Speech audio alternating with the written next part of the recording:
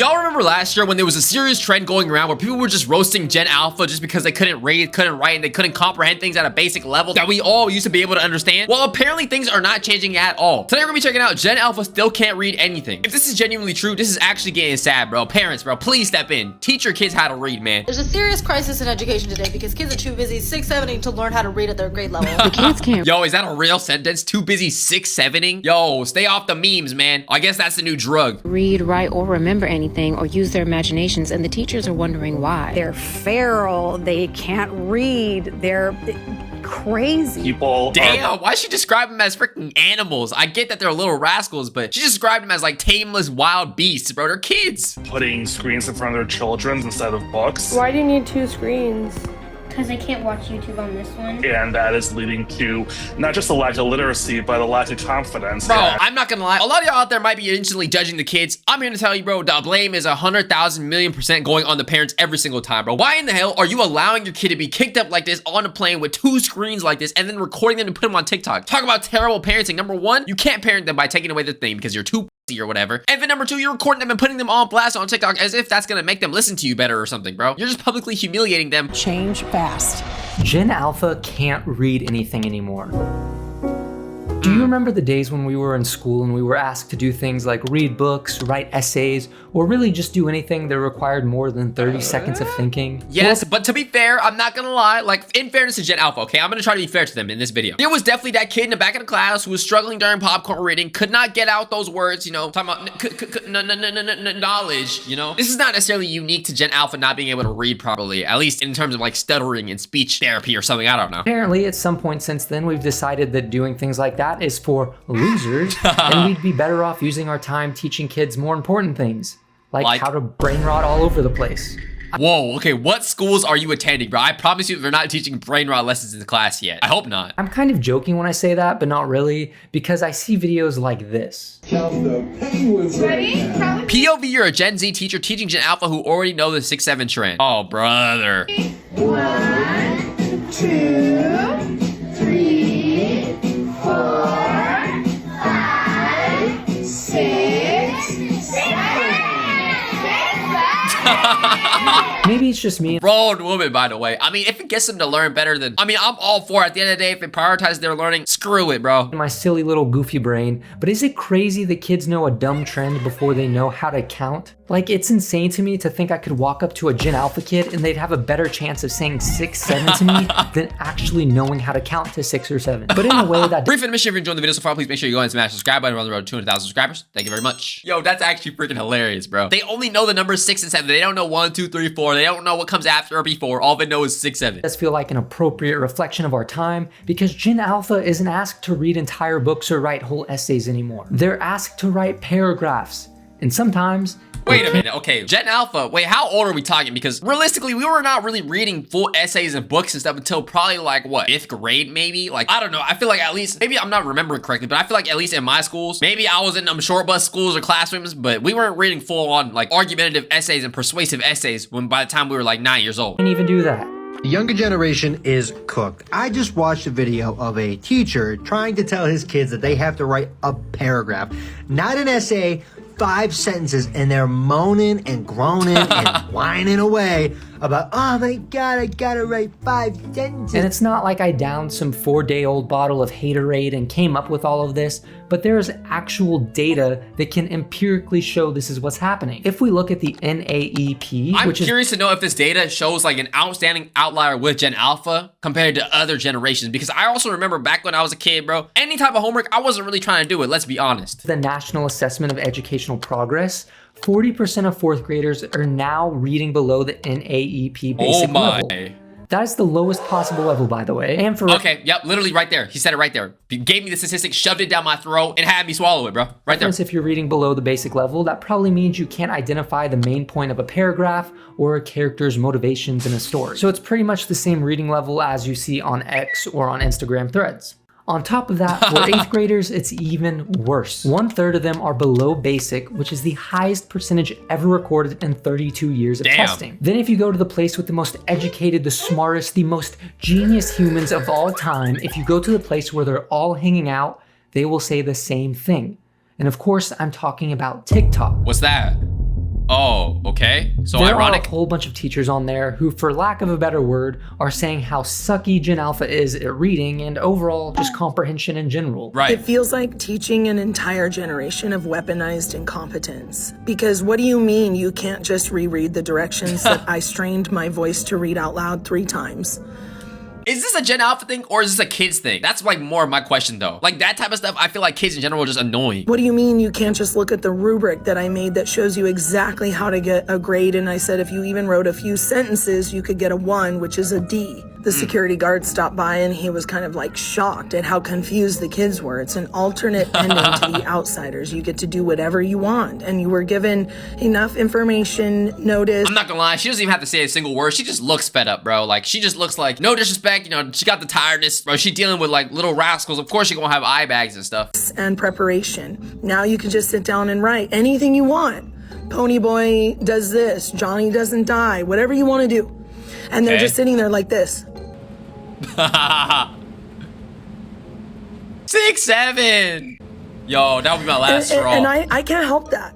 And so I just told him, like, you need to pick up the pencil and write. I can't help you. You need to pick up the pencil and write. So yeah, somehow these Gen Alpha kids can navigate an iPad with an incredible amount of complexity and dexterity, but then you show them a sentence that's longer than 5 words and their brain has to reboot. That's the thing though, because some of these technologies, bro, some of these Gen Alphas know how to operate better than some adults. Let's be real here. So it's not that they're dumb, it's just that they don't focus their attention to the right things. Because obviously brains haven't like slowed down in terms of development over time, historically through evolution, because obviously one generation is not enough freaking time to evolve downwards or whatever. It just goes to show that these kids are being put in front of the wrong things and using the wrong types of entertainment. And also that falls back on the parents most of the time. And let's be real here, bro. Not only is there a literacy crisis among kids, but there is a literacy crisis among adults. How many times you go online, go on TikTok, people arguing with straight logical fallacies, or they don't know how to debate things right, out here saying all men this or all men that or all this and this and this, and they just, I don't know, just bigotry, hatred, they just don't know what they're talking about. We have some idiot adults out here, man. It crashes. You have to give them like 15 minutes before they can even speak again. So based off of all of that, here's the question that I have. How did we raise the first generation of kids who grew up fully online and now they can't read? Yeah. Low key, that makes sense. Wait, that's crazy. So how are you online with all there is text, but you can't read properly? They just read in brain rot terms? Go any further, I want to address something. I know that every generation says that the next generation can't do something, or they're always dogging on the generation that comes after them. Yeah. People say millennials killed cursive, they say Gen Z killed phone calls, Gen Alpha killed the ability to communicate normally without... Gen Z killed phone calls? I mean, I guess, like that's something special. What, we have FaceTime and we just talk in person or texting? Referencing some dumb trend that makes everyone's IQ lower. You know, it is what it is. Skibbity toilet riz, W Sigma, Livy Dunn rizzing up baby Gronk, while Duke Dennis is wittily gwittying outside, no phantom tax on Skibbity. But in this case, I'm not just being a boomer. Like I mentioned before with the NAEP scores, we can actually empirically see that they're getting worse at reading. And don't get me wrong, I don't have a doctorate or a PhD in looking at numbers, but this definitely does not look good. Right. And maybe you're looking at me and you're thinking this is just a good old red-blooded American problem. Like maybe we're just too busy letting freedom ring to pick up a book and read a few words in it. Well, you'd be wrong if you thought that, because this is a global problem. Really? The Program for International Student Assessment, or the PISA, it's a fun name, they tested 15-year-olds across dozens of countries, and they found that reading scores declined across most developed nations between 2018 and 2022. Interesting. This is random. I wonder how much of this is correlated into other things besides just internet usage, like diets, air quality, just different things that are environmental. So no, this isn't just some vibes we're feeling. This isn't just some energy that's being put into the universe. This is something we can see, physically see, empirically see that is happening. Which that means at the end of the day, the question isn't if there is a literacy crisis. The question is what caused it? Why? Yeah, facts, facts. Here's the thing about the literacy decline that a lot of people may get wrong. It didn't start with the pandemic. I mean, sure, the pandemic made it worse, a lot worse, but the trend was already here. Reading scores have been essentially flat or declining since the early 2010s. The 2024 NAEP scores are roughly where they were in 1992. So that means we can point this to the rise of social media mostly, right? Because that's like the biggest thing that really rose in the 2010s. Means in 30 years of potential progress, we actually haven't made progress. We've made regression. We went backwards. Regression. That's what we've done. So what changed? Well, honestly, I don't think it takes some super genius mega mind to figure out what happened. Around 2012, something shifted. And here's a little video that maybe will allude, or maybe it'll give you a little hint about what that shift was. Today. Oh, frickin' Steve Jobs. Everything wrong ever in the world happened because of this man right here. No, I'm just kidding. Rest in peace. We're introducing 3 revolutionary products of this class. The first one is a widescreen iPod with touch controls. Damn, the second is a revolutionary mobile phone. And the third is a breakthrough internet communication. Yo, bro, all I know is if you think that this is bad, by the way, the introduction of like smartphone technology on society in terms of reading comprehension, things like this, imagine what it's gonna be like when Gen Beta is born and kicking and in school and they're learning everything through AI, models, ChatGPT, Claude, whatever they use. We are actually gonna be done. Device. These are not 3 separate devices. This is one device. And we are calling it iPhone. Bro, they hyping up this mid-ass iPhone, the original iPhone. Little did they know we have an iPhone 17 right now with facial recognition technology, bro. They are clapping for nothing. Weak-ass phone. Here it is. I'm kidding. Bro, look at this thing. It looks like a freaking laundry machine. In 2012, teen smartphone ownership crossed the 50% threshold. Oh. By 2018, it was 95%. Who would have guessed that giving kids phones and allowing them to nomadically travel across the whole wide web world internet wouldn't be a good idea? Who would have guessed that? Not me. I wouldn't have guessed that. I would have thought it was good.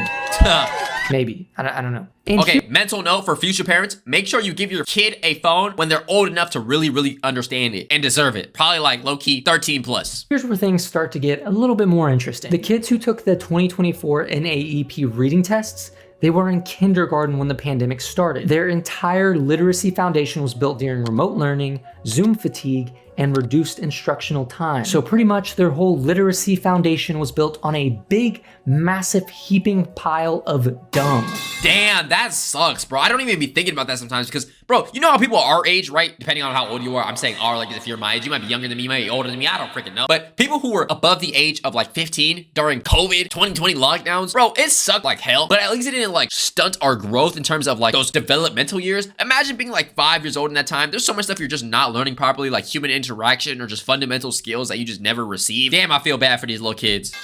With a side of cornbread. So the pandemic didn't create the problem, but it did accelerate. It took trends that we saw that were already a little bit concerning and it compressed them into a very short amount of time. You have got to stop blaming COVID for kids not being able to read and write on grade level. Let's be clear. Kids were not reading and writing on grade level before COVID. It's just that COVID exposed how bad the educational system had become at that time. Okay. But it is not COVID's fault. Teachers have been being forced to pass kids along, give away free grades. Let's call a spade if we're going to talk about education. So COVID exacerbated these symptoms. Vocabulary word of the day, exacerbate. Don't blame COVID for decisions that the school board is making. Don't blame COVID for decisions the Department of Education is making. Okay? COVID just exposed where we are in education. Kids were not reading and writing on grade level years before that, okay? You're passing kids along through a system and you're expecting them to get what they need. It's not going to happen. And you can't blame teachers either because teachers, our hands are forced. And you can't blame parents because parents actually don't even know what's really going on in the school system. You can low-key blame parents, bro, because parents be making some bad choices outside of classrooms, letting kids get away with whatever, like giving them whatever, just getting them out of their way. Stop blaming COVID. But something deeper was happening than just these test scores. Something was happening to attention itself. What's that? You've probably at some point in your life heard the statistic that humans have a shorter attention span than goldfish. Yes. Well, that statistic is complete phooey. I poo-poo that statistic. It's not right. Oh. As it turns out, that statistic is completely and fully made up. Oh. Allegedly. It actually came from a Microsoft report that cited a website called Statistic Brain, which cited no actual research. Multiple journalists have tried to trace the source and found nothing. Random, but fake news can really run rampant nowadays, bro. All it takes is for some AI model to like learn the fake news and then run with it and everybody's gonna believe it. Nobody really be fact checking the AI. Nobody fact checks things in general. Also, maybe this is just me and again, my silly little dumb goofy brain, but do we actually have a way to accurately measure a goldfish's attention span? No. Like, is that something we can do? Because as far as I know, goldfish aren't really known for filling out surveys. I know. Put a phone and Subway surfers in front of the goldfish and have it stare like this until it decides to look away. Then we'll measure that. I haven't seen him do that. But speaking about attention and all of that, here's what is true. Attention isn't shrinking, it's fragmenting. Huh? What'd that mean? Cognitive neuroscientist Marianne Wolf, author of Reader Come Home, has spent decades studying what she calls the reading brain.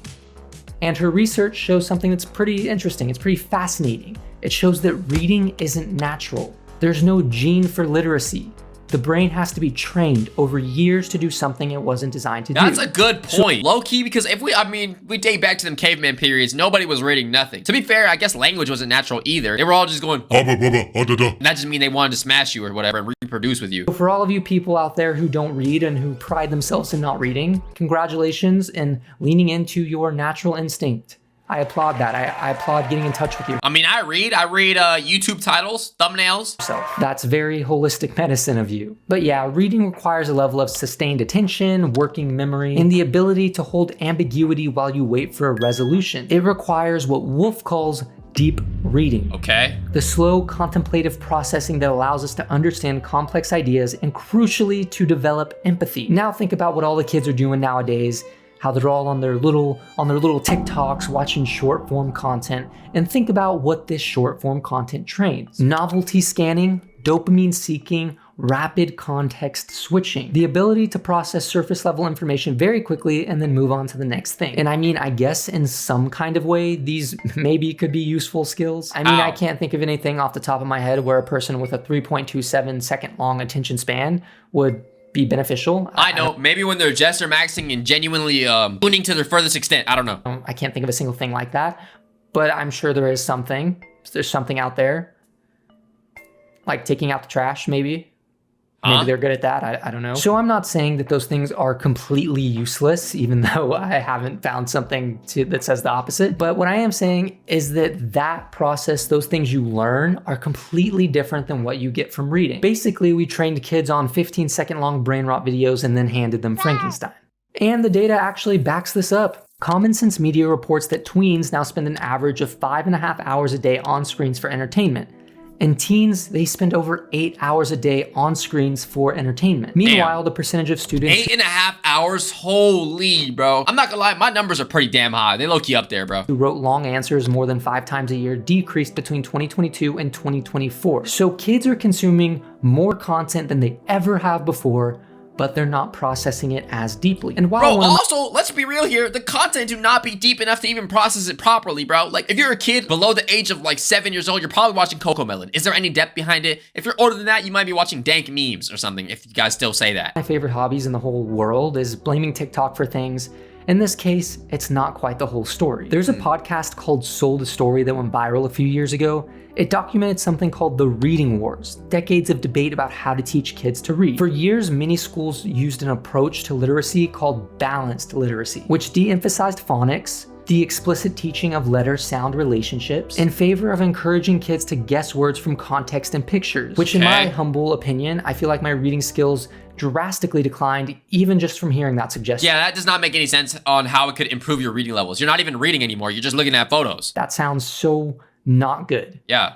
Like, I hear that and immediately think that does not sound good. The idea was for them to see the same words over and over again and memorize them. And the problem with that is that extensive research shows that balanced literacy doesn't work. The science of reading movement, backed by cognitive neuroscience, has demonstrated that explicit, systematic phonics instruction is more effective, especially for people who struggle to read. And now many schools are switching back to the whole phonics system, but it's kind of too late in a sense because so many kids are stuck in this old way of teaching. They're already stuck with that foundation. So I think we're gonna have like a 15-year range of people who just can't read and who can't comprehend anything. But it's okay because we probably can just corral a bunch of them up and have them push rocks or something. Bro, I'm not gonna lie, I feel like this guy is giving a lot of credit to people who are older right now because again, I see so many people who are older, their reading comprehension, their brain development, low-key, like it peaked when they were like 13, 14, and they haven't studied anything afterwards, bro. They don't know how to study, they don't know how to learn, they don't know how to read properly, they can barely comprehend things. And these are grown adults, mind you, who not only are grown, but they can vote, they can make decisions, they have kids, they are parents. It's not just the kids who are cooked right now. It might be fun to watch. There's also the educational tech explosion. During the pandemic, schools were pretty much forced to adopt these all new ways of using tech and all these new educational tech tools, tablets, apps, learning platforms, and the evidence on whether these actually improve literacy is mixed at best. It's not great. Studies show that students comprehend better from physical books than they do screens, that handwriting activates different parts of the brain than typing. Facts, I can tell you this firsthand, bro. Studying like in real physical paper with literature, significantly more than studying through a screen, bro. Like even now, recently, I study Japanese, right? And I try to study through like a computer, and it's just like, damn, like I'm just looking at screens. At the end of the day, it's always screens. Whether I'm on social media, I'm on the screen. Whether I'm making a video, I'm on a screen. If I'm watching a video, I'm on a screen. Doesn't matter what it is, a screen. Try to get off screens as much as you possibly can, especially if you're trying to learn, bro. Honestly, anytime, just get away from the screens as much as you can, really. Like when it comes to like working out, I don't know, whatever it is, don't use your phone. When it comes to using the bathroom, don't use your phone. It's good for your brain, bro. That the very devices meant to help kids learn may be training their brains in the opposite direction. So no, it's not just TikTok that's causing this, it's curriculum. It's institutional decision. It's a system that was already struggling, hit with a pandemic, and then you add in a bunch of devices that people don't know how to use. Not a great mixture. That's not a great recipe. Really, it just sounds like these kids got the mega uppercut of bad literacy decisions. Yeah. But at the end of the day, I don't want to be alarmist about this. I don't think it's destroying our society. I don't think we're gonna collapse and vanish into thin air, even though one day we might have an iPad kid president. But what I am trying to talk about is what literacy actually connects to. What's that? Students who can't read proficiently by 3rd grade are 4 times more likely to drop out of high school. 70% of incarcerated adults can't read at a 4th grade level. Okay, well, he's cooking now. Okay, these are the correlation between these low comprehension levels and why they matter so much. 85% of juveniles who interact with the court system are functionally illiterate.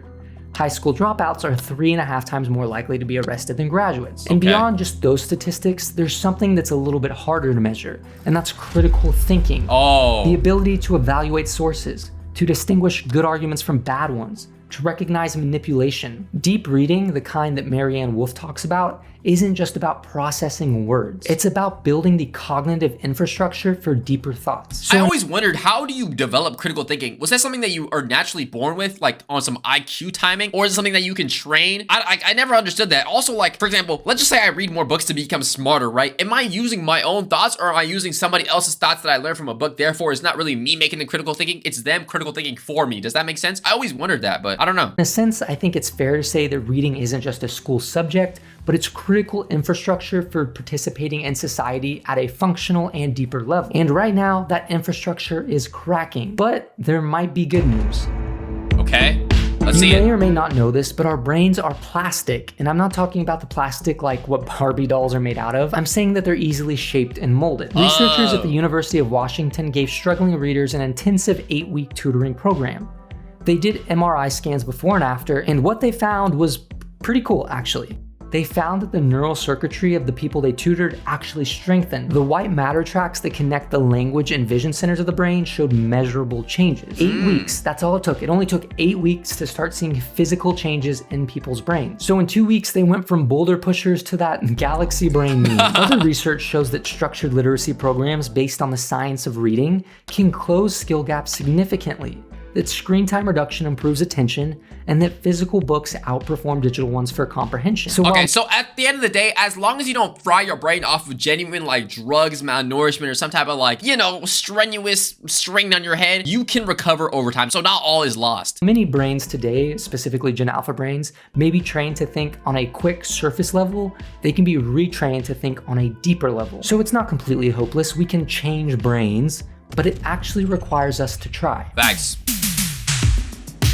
Which, while looking through this research and hearing what other people had to say, there is a word that I feel like kind of came up a lot. Maybe not this word directly, but pretty much this word, and that is friction. Reading has friction. It's slow. It requires effort. You have to hold ideas in your head while you wait for payoff. But it's that tedious work that really does the best for you and developmentally, because it's not instant gratification. Hold on, let me cook, bro. The things that take more time in life are often the things that are better for you, bro. The instant fast food, just content, or just slop in general, not good for you, man. And in doing that, you have to tolerate one of the worst things known to mankind. Boredom. Boredom. Come on, man. Yup. And we've spent the last decade removing friction from everything. One-click ordering, infinite scrolls, skip intro, whatever this TikTok is. The entire attention economy is based on eliminating the space between wanting something and getting it. But friction is where reading lives. Friction is where learning lives.